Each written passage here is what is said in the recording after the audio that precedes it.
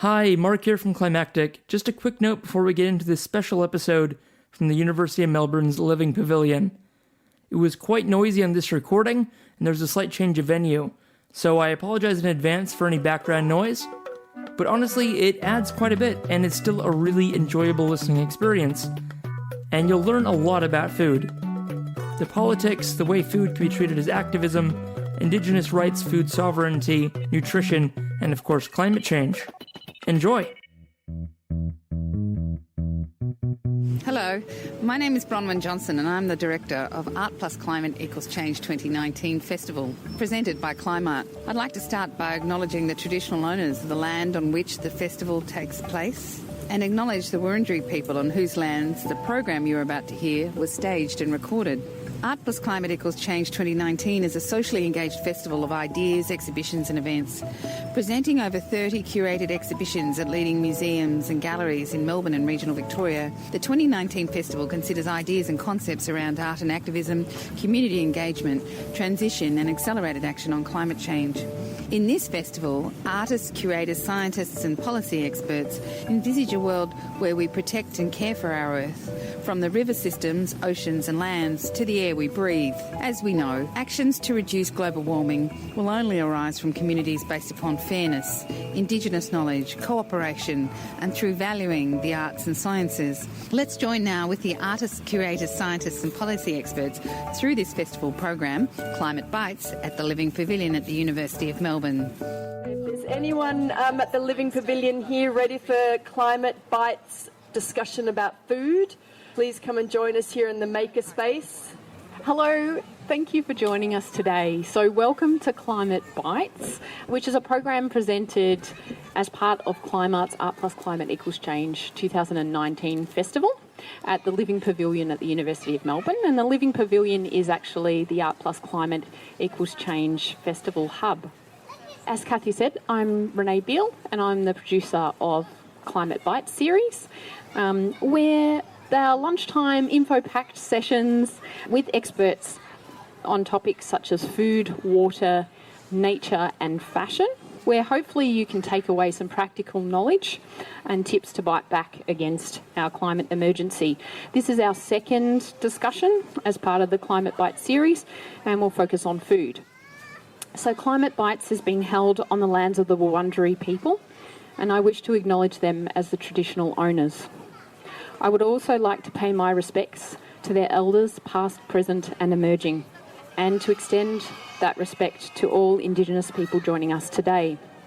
The Wurundjeri people are this region's first scientists, patiently observing and sometimes gently shaping the ecosystem they so effectively cared for thousands of years.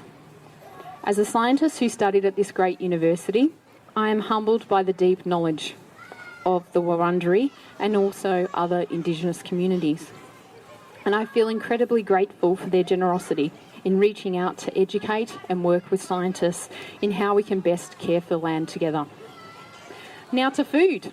We are what we eat and we reap what we sow. Climate change is causing warmer, drier conditions, making it difficult to produce high-yielding crops. Vineyards are shifting south. Pollinating insect populations are declining. Will we have no other choice than to change our eating behaviours? Will coffee and chocolate fixes become a thing of the past? Are vertical farms and lab-grown products necessarily the solutions to feeding our growing population? How can we effectively balance the want of personal freedom to choose what we eat versus the need for collective action around food futures? So just what should we plant and eat to take care of ourselves and our planet? Joining us for this illuminating discussion on Monday the 13th of May and to hopefully help unpack some of these questions are Sophie Lamond, and very shortly Nick Rose will be with us as well. He's actually teaching at the moment in a rather awkward position down at, it'll be William Angliss, yes. So he'll pop in and join us shortly as well. But I'll introduce both Sophie and Nick so we don't have to stop and introduce Nick at that time so that you know who your experts are for this panel. So Sophie Lamond is a PhD student at the Melbourne School of Government, University of Melbourne, researching campus food movements and the contributions institutions can make to transforming food systems. She runs the Fair Food Challenge and has managed community kitchens and mentored food projects in her spare time. Nick Rose is a specialist in sustainable food systems and food movements. He's the Executive Director of Sustain, the Australian Food Network, the editor of Fair Food, Stories from a Movement Changing the World, and co-founded and coordinated the Australian Food Sovereignty Alliance between 2010 and 2015. Climactic are recording this discussion, which will be made into a podcast so you can listen to it afterwards. Climactic tells the stories of people making a difference and aim to be the people's voice on climate change, embedded in the community, producing stories from the perspective of actual people. So we thank them for that. So, to start us off, I thought I might ask the first question, and then if you'd like to ask a question, please just put up your hand and you can join into the discussion anytime you'd like. So we were going to start off with just some basic stuff about the food system, but since Nick's running a little bit late from his class, I thought we might hold off since both Sophie and Nick have a background in sustainable food systems. And I thought we might start with Sophie because Sophie is like the biggest fountain of knowledge whenever I'm confused about what I should be eating. Not for necessarily always for myself, but also if I'm thinking about the planet. So I thought I might ask you a question about that, just to put you on the spot. And then if other people have got sort of confusing things that maybe you're trying to eat well and sustainably, but you're having trouble making your way through the complexities of that, please just join into the discussion and ask a question. So one of my favourite things that I always like to ask, because I'm lactose intolerant, so it means that I don't drink dairy milk, which is always a challenge because there's obviously a lot of different substitutes. There's soy, there's oats, there's almond milk. And so at the previous Climate Bites event that we had around water, one of the expert panel said that almond trees take a lot of water. So in order to get good almond crops, you need to use a lot of water, which isn't particularly sustainable in Australia. So I figure that's not very good for me to eat drink that much almond milk. And then soy has other issues. So I'm wondering what your comments are around that.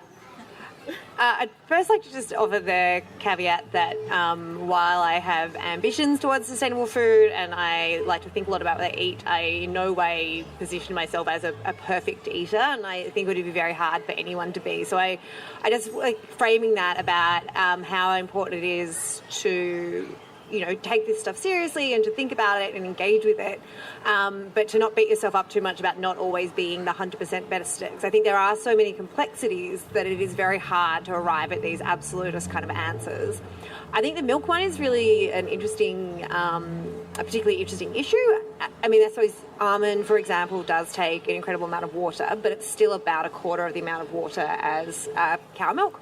I can't speak explicitly to different livestock. I'm not sure about sheep and goat milk and how that comes out in terms of water intensity. But I think one of the complicated things, I don't want to say bad things, one of the complicated things about getting deeper and deeper into food systems, and I'm teaching at the moment politics of food, so having these great discussions with my students who are coming from all around the world, you sort of turn corners into more and more complexity. So you think about water, you have these trade-offs with things like dairy are incredibly intensive, but then again, in some landscapes, that's very much suited to what is the best thing to grow there. We can have rice milk, but there are some regions of Australia where I think irrigation of rice is probably just the wrong thing for the landscape. Therefore, I don't think that it being a plant-based milk is definitely better than having dairy cows necessarily. One of the things I've been thinking a lot about recently that we don't talk about as much and I think does go into sustainable futures is really around labour. And I recently found out that there's a huge amount of labour exploitation in the harvesting of nuts around the world. So the harvesting of cashews, which I didn't really know much about.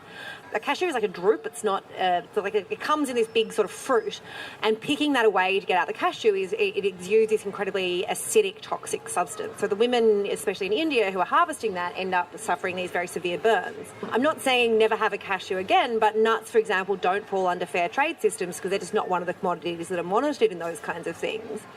So I don't think that's not really an answer, I'm sorry. But it's not saying there is one thing that is better than another. It's saying we have a responsibility as eaters to look into the complexities of these things and work out where we are in the world, the climates that we live in, the livelihoods that we're supporting with our communities. You know, Australia has this really strong dairy farming community. I'm not saying that we shouldn't ever transition.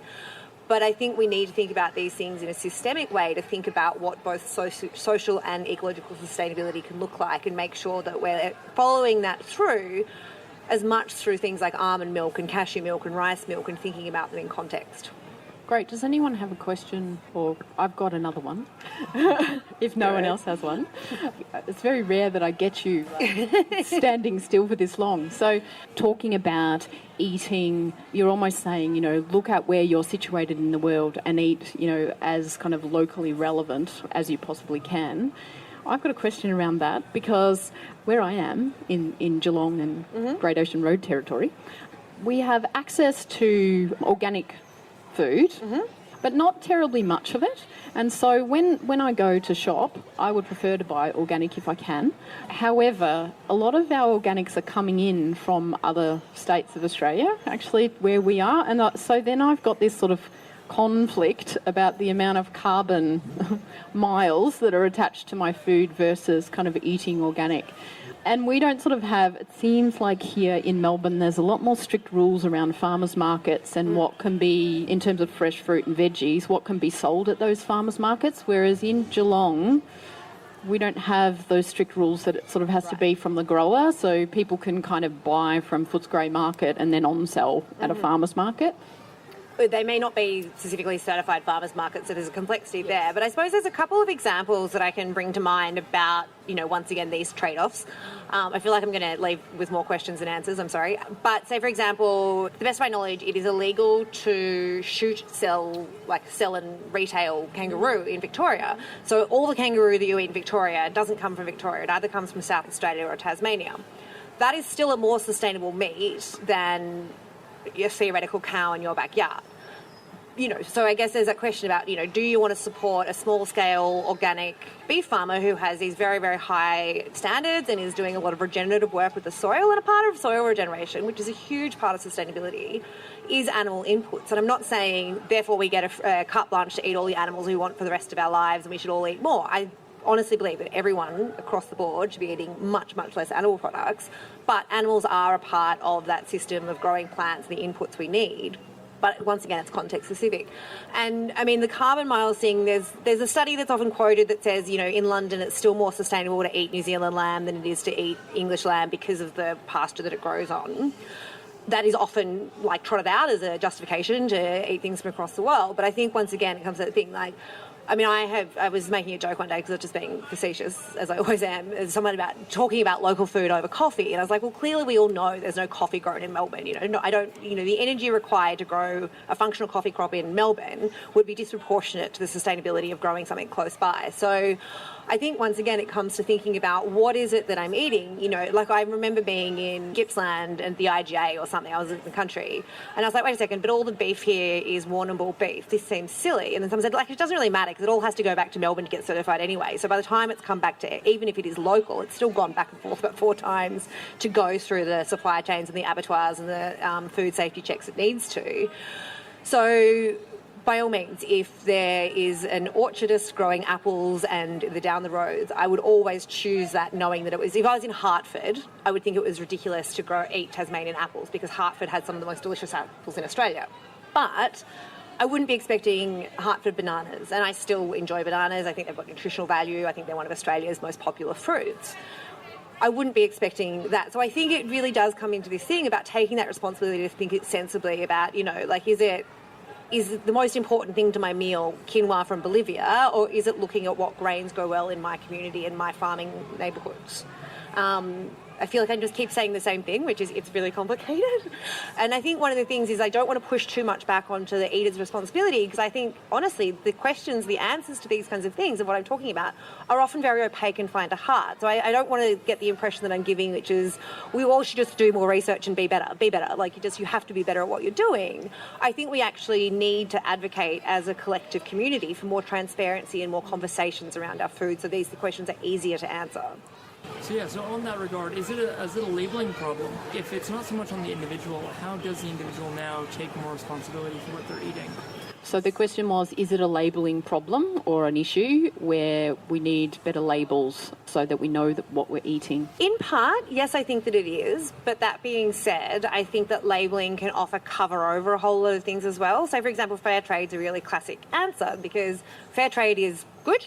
It is good, but to be a part of that certification is still very, very expensive. So there are a lot of very high-functioning, sustainable, regenerative, agroecological farmers who can't afford to pay that money for that label, therefore they're being left out of that system. So Nestle is really good at getting fair trade certification. McDonald's are part of the Rainforest Alliance, so corporations who can pay that money are very good at getting those stickers on their products, whereas small farmers may not have that economy of scale to participate in that system. So I think on one hand, labelling is a way to get some things communicated, and I think for some things, especially around, saturated fat, it's a very, this is a yes-no answer that we can answer with this label. However, once again, the complexity is it can sometimes be reductive to do that, and then the question is what do we label? Do we label the water sources? Do we label the carbon? And at which point do we just end up with 25 labels and then they all become a bit meaningless? So I think there's actually a lot to be said there for regulation as well, which is pushing everyone towards more sustainable standards. And probably one of the interesting examples of that in Australia more recently has been the sort of shift towards free-range eggs, and that's still imperfect. So the supermarkets, I think the standard that was asked for was 1,500 hens per acre, and the standards that the supermarket sort of snuck over the line was 10,000 hens per acre, which arguably is probably not as free-range as you want to think it is when you're purchasing it. But that is still a much more marked shift from cage eggs being a standard 10, 15 years ago. So I think there's a sort of a incrementalism, which, can be lacklustre as a political tool, but an incrementalism to that sort of sense of labelling and legislation and consumer demand and corporate response and smallholder, action. But it's hard then to find the diagnostic in that, which is this is the thing we should be doing.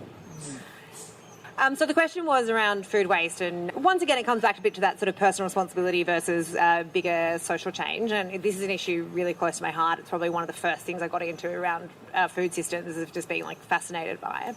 I think the statistics at the moment, I'm actually quite keen to see a refresh of these because I think the same statistics and data has been around for a while, but roughly 1/3 of all food is wasted. Australia wastes just $20 billion a year, but the equivalent of basically 1 in 5 of every time you fill up the fridge we throw out, or 1 in 5 grocery bags we throw out. So it's a huge amount of waste, and one of the classic lines is that if food waste was a country, it would be the 3rd biggest emitter in the world.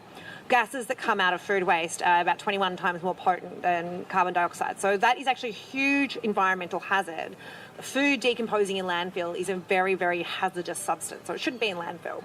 I'm really excited. I live in Moreland, and from the 1st of July, we can put our food waste into our green waste bin. And I think for me, I've been having this conversation for 5 or 6 years now, and I think it's really important to educate people about this stuff. My housemates, I'd like to think they love me, but I think they're just oh my God. I have been slowly kind of being hey, this is the worms, meet our worms, and do this, and and then I have to separate out the things that the worms can't eat, which is the citrus and the onion, and I get on that in the tram, and I'm sitting there with all my scraps, bringing that to uni. And the admission to that is it's a lot of work. I have actually put in a huge amount of, I've got little cute signs for my housemates. And I carry my waste around, and I take some of it to the digester, and I take some of it to the community garden. That's over the year, that's quite a bit of work. And I appreciate, I grew up in a household that was me and my single working mother, and, she was both ill and very busy at various times in her life. I'm not expecting people who have shift jobs and 3 kids to carry their food scraps around all week. I think that's ridiculous. I think it's really good to have that kind of education around that kind of stuff, but I think we do need to demand the legislation and the infrastructure that says, how is the easiest way for us to participate in this behaviour change? I think we need to push a lot further back on corporations, and I think supermarkets it's consumers' fault because they just really red apples that are perfectly round, and we can't change that in plastic. And I think, that is one of my absolute pet hates, is just food that's wrapped in plastic. I was saying in a meeting, this isn't actually a food waste thing, but this morning, the one thing on campus, there are so many things that annoy me, is that at one of the retailers, not only do they have straws, every single straw is individually wrapped in plastic. And I was just that is something that we could legitimately just have a policy from tomorrow saying we're not going to accept that on this campus anymore. So I think I would like to see things as these nested systems, which is what's my personal responsibility? How do I talk to my friends and acquaintances about that, i.e. how do my housemates now know everything about the worms because I won't shut up about them? How is it that I can be an activist in my community here on this campus? How is it that I can work with my local council? How is it that I can elect someone to state and federal levels? So seeing these kind of nested things as this sort of interconnected responsibility that we can do together, and acknowledging that it's not always going to be easy or possible for everyone, but we've just got to shift it a bit more towards that infrastructural legislative level, which obviously sounds, I mean, that's not an easy thing to do.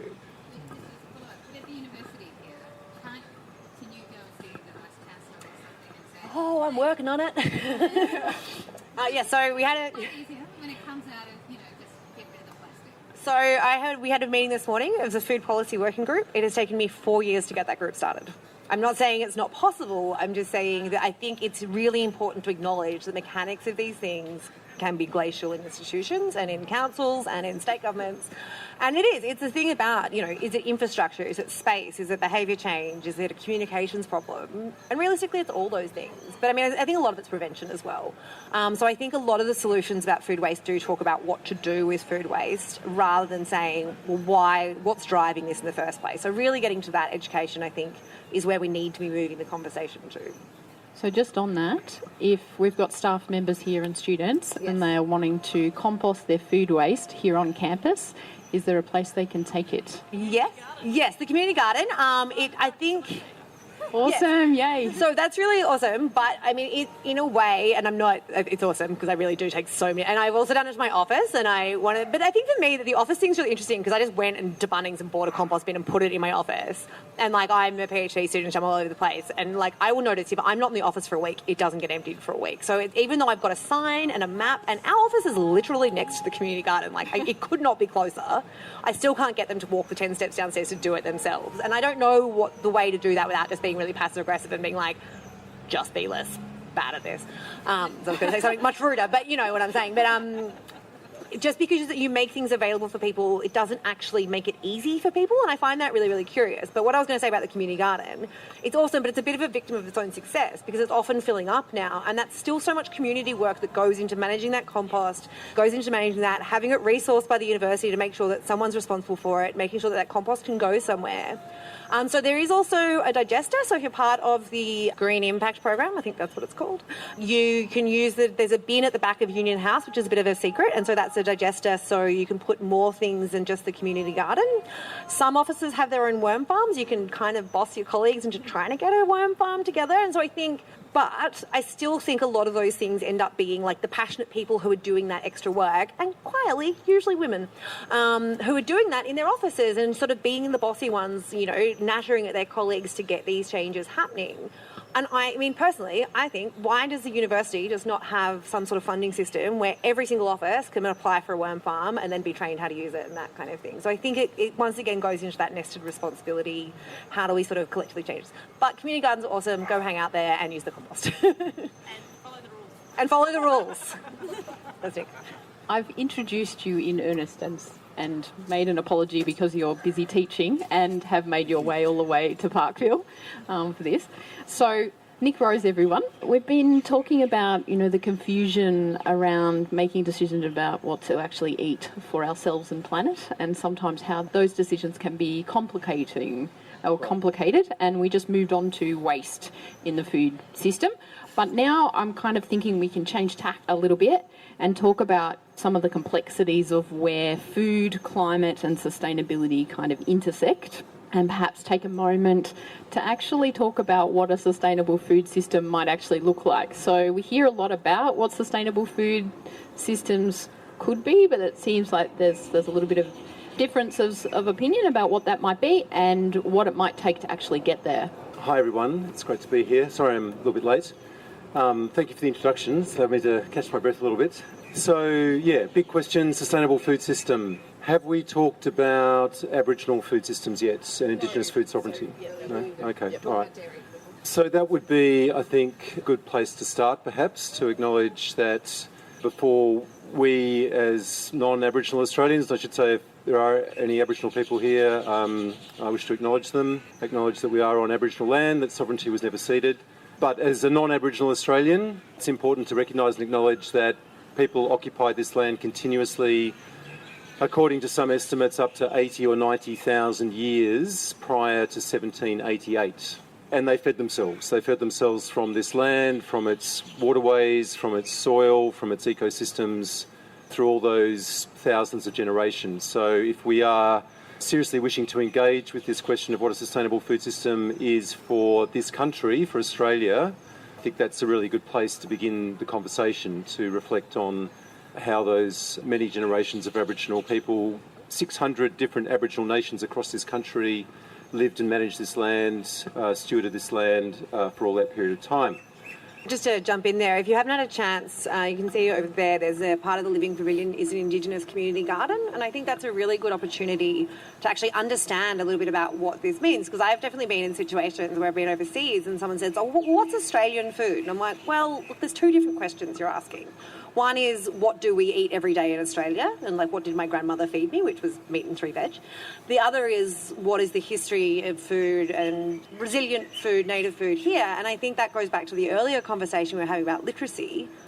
I don't think we're taught that. I don't think we talk about it. I don't think we know how to use those ingredients. I don't think we know how to procure that food from businesses that we know that are managed, run, and decisions are made by Indigenous people, and making sure that that money is going back into communities. So I think that also goes to the literacy thing, is acknowledging that as a community building thing, but also as a practical act of eating, and working out how to respectfully engage with these practices and regain some of that. I don't want to say lost knowledge, because that sounds very final, but rebuilding the knowledge around things. Like, I know, Nick, you've had a lot of interesting conversations with people like Bruce Pascoe around things like harvesting and using native grains, and that's knowledge that we're sort of trying to re-find right now. Absolutely. So, yeah, just to pick up on a point Sophie made there in terms of where that food comes from, there is a bit of a trend. It's a bit fashionable now to have Indigenous foods and native food. Where this is starting, there was a really great article in The Guardian, I think, came out last week about the first Indigenous rooftop farm in Sydney, interestingly in collaboration with a developer that are often seen as the bad guys in terms of the food system in this city at least, and that's another dimension of sustainable food systems. Just to segue a little bit, land is obviously fundamentally important. Some of our best soils in this city, but also in our other urban areas around this country, are being literally covered in concrete because they are seen as more valuable in the real estate market for subdividing as housing. Far more valuable than actually what they have been traditionally used for, both pre-1788 and post-1788, which is growing food. That's a critically important issue. If you're interested in finding out more about that, there's a great research team here at Melbourne University that have been looking into that in some depth and detail. They're called Foodprint Melbourne, a great series of reports that have come out on that.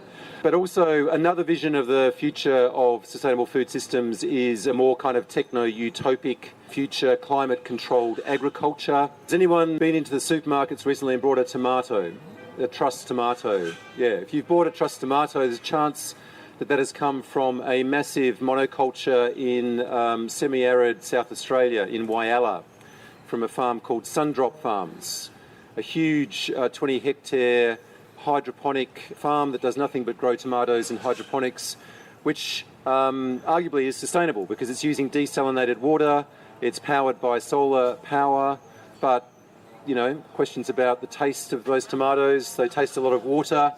Questions about their nutritional content, and also questions about the fact that they're propping up a food system that is dominated by two major corporations that are really making life very tough for a lot of Australian farmers. So this is a complex and difficult and important question. I think one of the things that you're sort of skirting on there is really something that is not talked about as much, which is really around biodiversity. And I think, one of the things I was talking about earlier was about making context-dependent decisions when you're eating, and part of that is local food. And I think if you head over there to the community garden, there's a great calendar about the 6 seasons in the Indigenous calendar. And we've wholesale imported this, Western European agricultural system into this country that is, sometimes incredibly hostile, just in terms of its climatic variation and topographical variation. It's a huge country.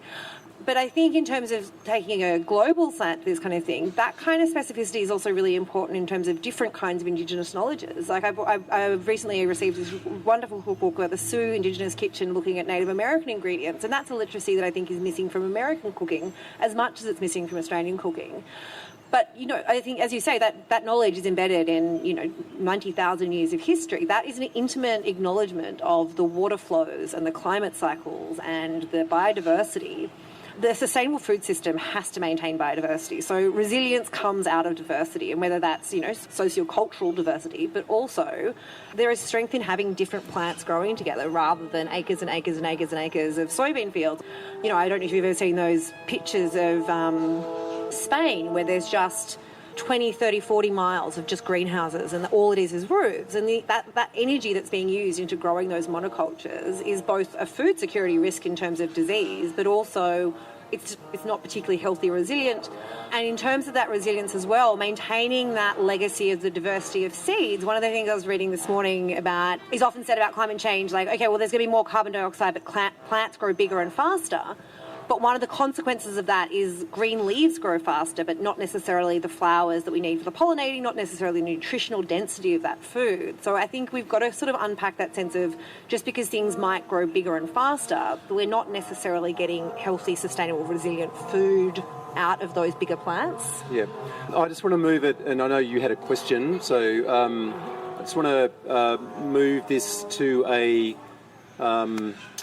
further level, I think, which is important to also talk about, which is questions of philosophy and politics and, to use an academic term, ontology or paradigm shift in terms of how we actually understand ourselves at this point in time and our relationship to what we call nature or to ecosystems, because I think that's this comes back to the question of Indigenous food systems, Indigenous food sovereignty and worldviews or paradigm shifts where, and I don't wish to presume to speak for Indigenous people, but my understanding is a cosmology in which Indigenous people saw themselves as very much embedded in and part of the broader web of life and ecosystems as one species amongst a huge multiplicity, whereas in our Anglo-Australian Western capitalist Enlightenment framework, drawing on Judeo-Christian traditions from Genesis and the Bible, we kind of see ourselves as kind of like somehow above and separate, and God gave us this earth and, gave man, and I use that word advisedly, gave man dominion over nature to manage and effectively use for, his own purposes. So I think we've kind of, we see that as kind of like a story from the Bible that nobody pays much attention to, but it's kind of, suffused through the cultural DNA and structures our politics and our philosophy and our worldview and our economy, and we need to move beyond that to actually understand that we are part of the web of life, to embrace a more Indigenous cosmology and understanding, and that's part of the shift that will underpin a sustainable food system. So Charlie Massey, in his book called The Reed Warbler, A New Agriculture, A New Earth, I don't know if anyone's heard of that book. If you haven't, I suggest you have a look at it. He kind of articulates the regenerative agriculture movement in Australia, which is part of a global movement for agroecology, which is a shift from being led by farmers across the world from an extractive, chemical-based industrial monocultures to polycultures that are working the latest understandings of ecological science about soil microbiomes and how to sustain and maintain lasting soil fertility, that is part of the bigger shift that will underpin a sustainable food system into the future. I'm really interested in thinking about regenerative agriculture, and I'm very new to this field. But thinking about the use of pastoralism and its connections to colonisation and its absolute devastation to the soil and the organic matter in the soil, I can't get my head around how hooved animals can really actually be part of regenerative agriculture, or if it's actually just that people are connected to, in terms of national identity and sort of cultural foodways, are connected to eating cows and sheep. I'm trying to understand, is it that we can't move away from eating those foods? That means that so you can pasteurize those animals, you can move them around, they can disturb soil, or can they actually really be part of regeneration? Like, how realistic is it that hard-hooved animals can be part of regeneration?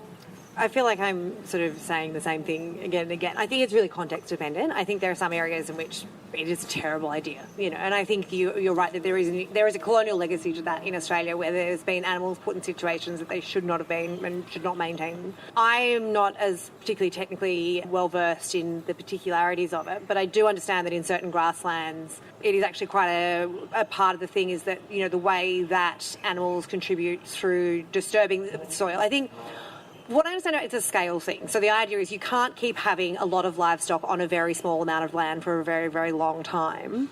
For an example, one of the farms that I visited, an agroecological system in Switzerland had basically the whole farm was divided into 11 plots. And the idea was that was 11 different commodities that would only come back to each field once every 11 years.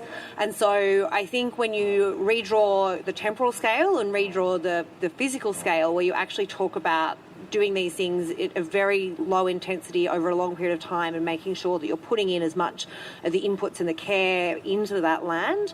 Certainly, I think on a global scale, there are some climates and topographies that are suited to that. Like I'd say some of the, say, African herding and stuff, that is a response directly to where those animals have originated from, and the systems and socio-ecological systems are built around livestock.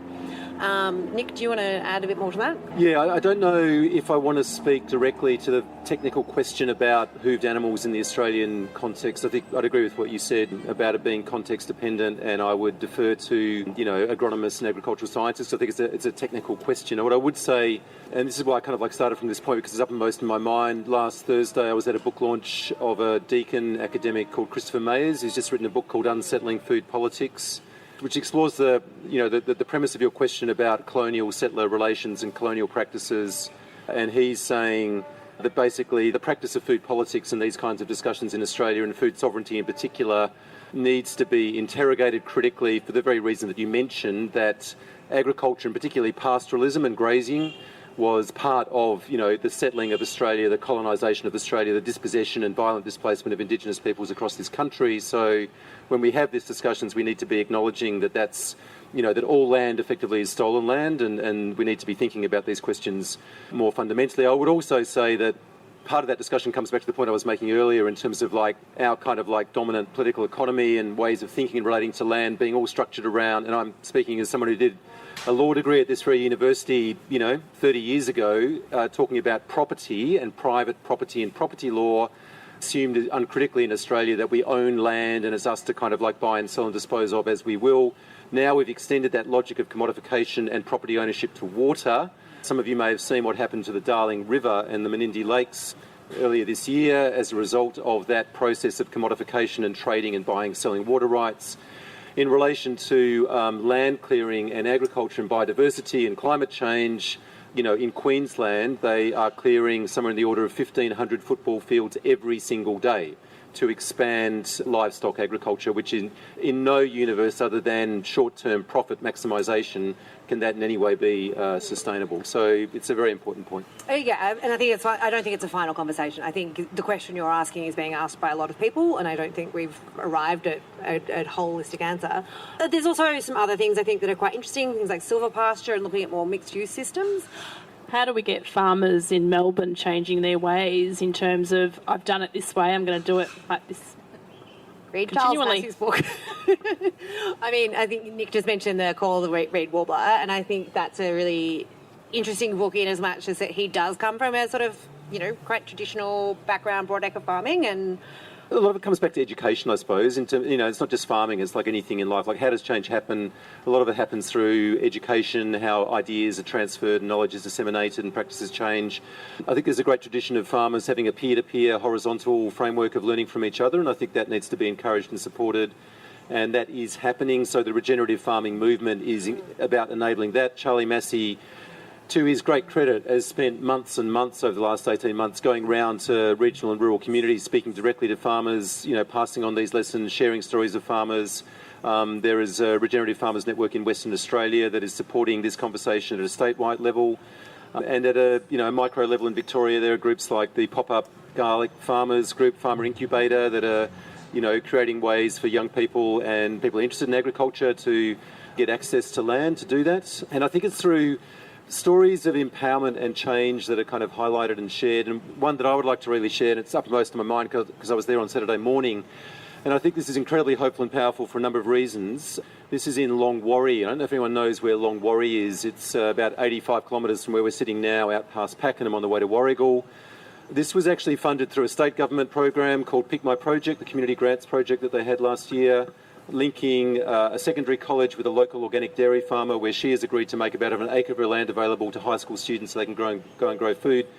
My organisation, Sustain, as part of the network building we've been doing in Cardinia Shire Council, has connected that farmer with members of the African diaspora, a Liberian woman in particular, and a South Sudanese agricultural scientist.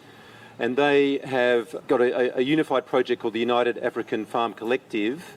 They put seedlings in the ground there on the 31st of March. On Saturday, they had a harvest festival. There were members of 9 different African nations out there in Cardinia at that event. It was broadcast around the world on SBS Dinka radio, through SBS, live streaming on Facebook.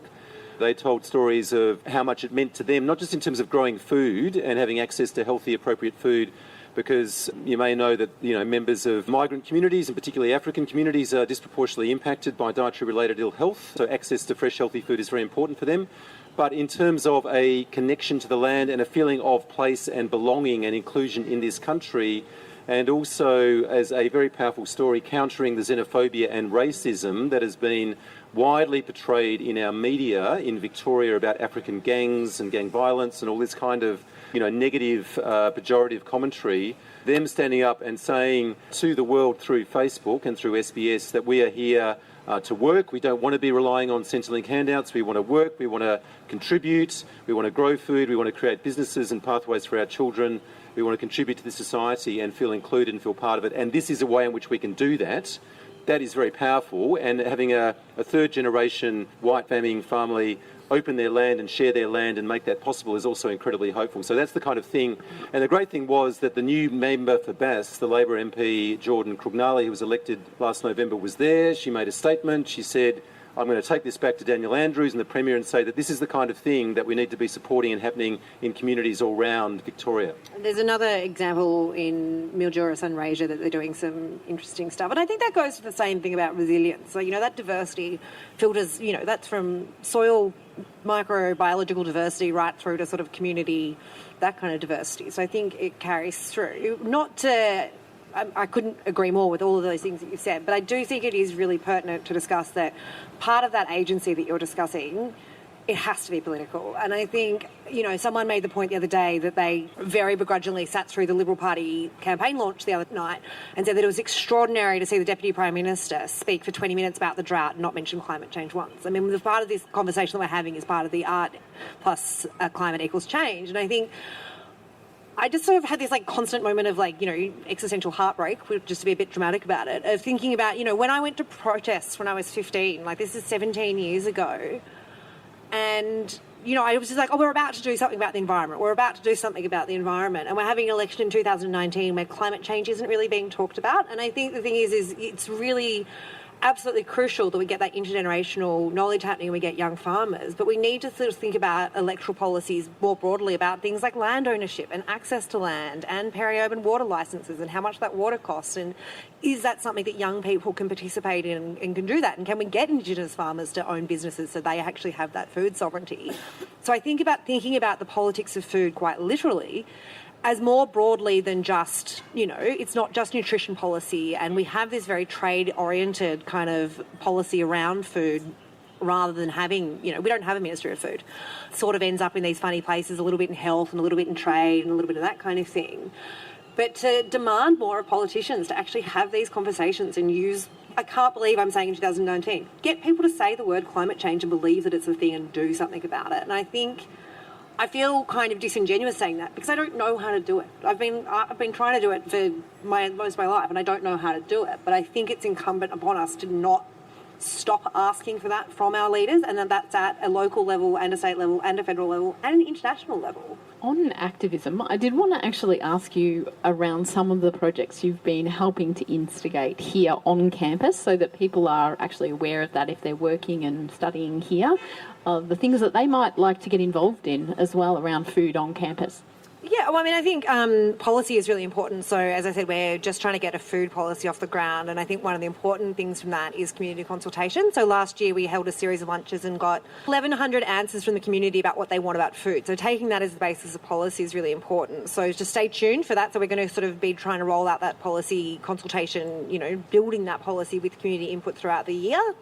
Little things. Once again, I think this falls in that line of personal responsibility versus, structural reform. But We hire out cups and plates to stop single-use plastic. So if you're running any events or something, please come and talk to us, and we will give you cutlery, plates, cups, washing stations, volunteers. We'll try and organise that for you to get that going. We have a mobile bike kitchen, so if you want to do like a sustainable food event, we can wheel it out and, do some cooking, and we've got all that thing. So I think, we're really open to collaborative opportunities to making sustainable food something that's possible to talk about on campus. I feel like that's a little bit of a vague answer, but I think it's really important that we make this a normal thing. We have a little shop in Union House as well, so if you have any really particular requests for things that you'd like to see, one of the things we got in our community feedback was, can we please just have some really plain, fresh, healthy, affordable food? I just want to buy an apple, which I think is a really reasonable request. So we've got a little shop that's run by volunteers, sort of trying to get that going for like just a community-owned store for students by students, and sort of like working collaboratively with the co-op and that kind of thing. So I suppose it's the overarching thing is just don't ask for permission, ask for forgiveness later. If there's a thing you want to do, come and talk to us and let's do it. The thing that I thought would be nice to finish up with is just to ask both Nick and Sophie whether they might provide a couple of really a couple of top tips, I suppose, for eating sustainably, and just really simple things that maybe we can take away. Well, the first thing I would say is that I just agree and echo what Sophie said about these things being political, like in terms of like the sustainability of the food system. I'm not going to pretend, and I don't believe myself, and I don't want you to walk away from here thinking that it's going to be through individual acts of consumption and voting with our fork and our wallet that is going to somehow transform the food system from one that is unsustainable to one that's being sustainable. There are, fundamental dynamics at work here that we need to be tackling that will require, concerted, collective political action and engagement. So that's a lot of what my work is about, this idea of a more democratic, a more participatory food system. Actually, groups like us, people who are concerned about these issues, finding ways for us to get involved and take action. So we have been doing that in Cardinia. So if you are living in Cardinia, I'm not sure if anybody is, but if you're living out there, there is a Cardinia Food Network that's involved that is actually being supported by the local government, which through our work, similar to what Sophie's just talking about in the process on campus, we engaged with hundreds of residents across Cardinia Shire in a process called the development of a Cardinia Community Food Strategy. You can read that online if you like, through cardiniafoodmovement.org or the Cardinia Shire Council website. It's one of the first documents of its kind in Australia, participatory, citizen-generated food policy document that articulates a roadmap with 63 concrete actions that more than 20 different organisations and institutions have signed up to change up Cardinia's food system to one that is sustainable, resilient, fair and delicious. So I think getting politically involved, if that's not happening in your area, but there are food groups and food networks and food organisations that are all around Melbourne. I would say if you're not part of one of those already, join them. Like get involved with Sophie's collective here at Melbourne University. Find ones. There are many around Start this. One. Sorry? Start one. Yeah. Also, one of the reasons that I was first attracted to getting involved in food as a way of political activism is because there are so many entry points, and one of it starts with growing some of your own food. I think that's probably one of the best things that you can do in terms of your relation and connection with the land, and also having some good food. The tomato that you grow yourself will taste infinitely better than the hydroponic tomato you'll get in Woolworths any day of the week. Well, not any day of the week. You only get it in summer, although with climate change, the tomato season is extending further and further out. Or join a collective growing, 3,000 acres, a great organisation that supports pop-up gardens in North Melbourne. A few streets away, people are taking over median strips and putting up, with the support of the City of Melbourne, putting up edible verges and transforming lawns into edible growing spaces. Those are all great things to do. And the third thing I would say is build your own food literacy, educate yourself. Like we've mentioned some books here today, Dark Emu by Bruce Pascoe, Charlie Massey's book, Chris Mayer's book, Raj Patel, there's any number of authors.